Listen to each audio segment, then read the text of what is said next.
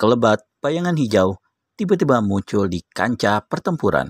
Ternyata bayangan hijau itu seorang gadis yang cantik. Siapakah dia? Yuk langsung saja disimak video berikut ini.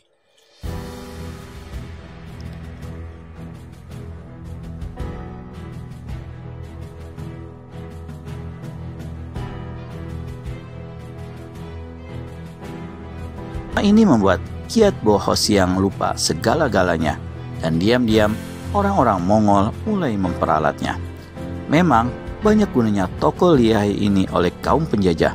Pertama, jika Kiat Bo berada dalam genggaman mereka, berarti tak akan ada bahaya dari pihak pemerintah Tiongkok ataupun dari pergerakan rakyat. Karena memang masa itu Kiat Bo seorang tokoh sakti yang ditakuti oleh pihak Mongol. Kedua, Kiat Bo bisa dipergunakan untuk menghadapi orang-orang pemerintah dan rakyat. Dan kenyataannya, memang Kiat Bo Hosiang telah berhasil mematahkan perlawanan yang dibangkitkan oleh bangsanya sendiri. Di satu pihak, Kiat Bo mendapat imbal kehidupan yang mewah, penuh kesenangan, namun di lain pihak, dia menjadi momok kebencian rakyat dan juga pemerintah Tiongkok.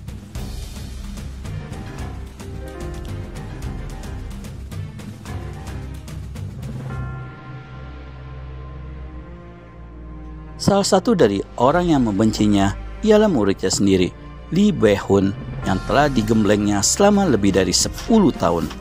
Gadis yang baru meningkat usia 17 ini, begitu memulai pengelanaannya di dunia Kang Au, telah dihadapkan dengan kenyataan pahit, yaitu gurunya ternyata adalah seorang pengkhianat yang menjadi kaki tangan penjajah Mongol dan diperalat untuk menghancurkan rakyat serta pemerintahannya sendiri.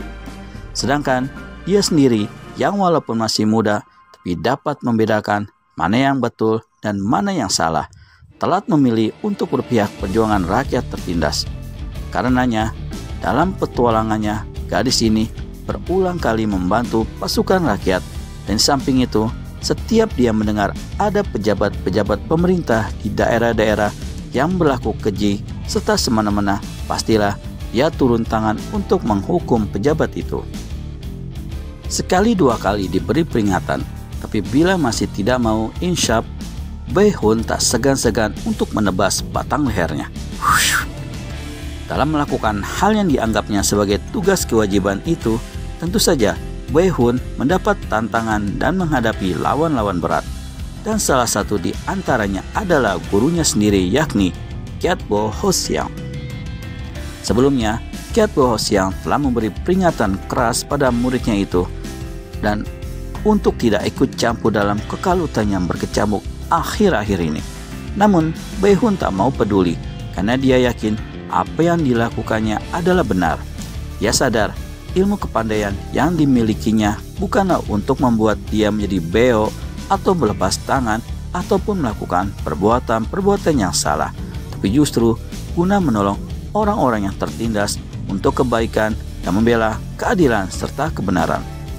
Dan nyatanya, hari ini kembali dia dipergoki oleh subangnya ketika membela pasukan rakyat yang hendak dimusnahkan oleh pasukan pemerintah Tiongkok di bawah komandannya yang bernama Chu Laiseng. Sekali ini, Kiat Bo Hosiang sudah jauh tersesat hingga dia mempunyai tekad keji untuk mencelakakan muridnya sendiri, membuat Beihun menjadi cacat seumur hidupnya. Akan tetapi, karena sampai begitu jauh, dia masih belum sanggup menyerangkan dua totokan ganas itu ke tubuh muridnya yang dianggapnya murtad laknat. Di samping itu, ucapan-ucapan Beihun betul-betul membuat dia gelap mata. Maka dalam sesatnya, Kiat Bo memutuskan untuk membunuh saja gadis itu.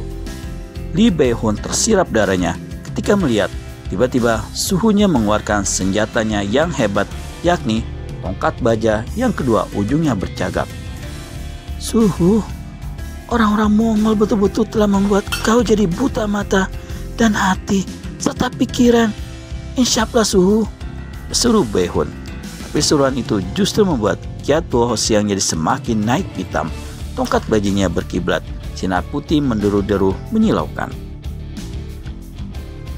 Beihun terpaksa keluarkan tongkat coklatnya yang tadi telah diselipkannya di pinggang. Bagaimana kelanjutan pertolongan guru dan murid yang mendebarkan ini? Jangan sampai kelewatan. Segera subscribe dan tekan tombol lonceng untuk mendapat notifikasi video terbaru dari kami. Terima kasih dan sampai bertemu kembali.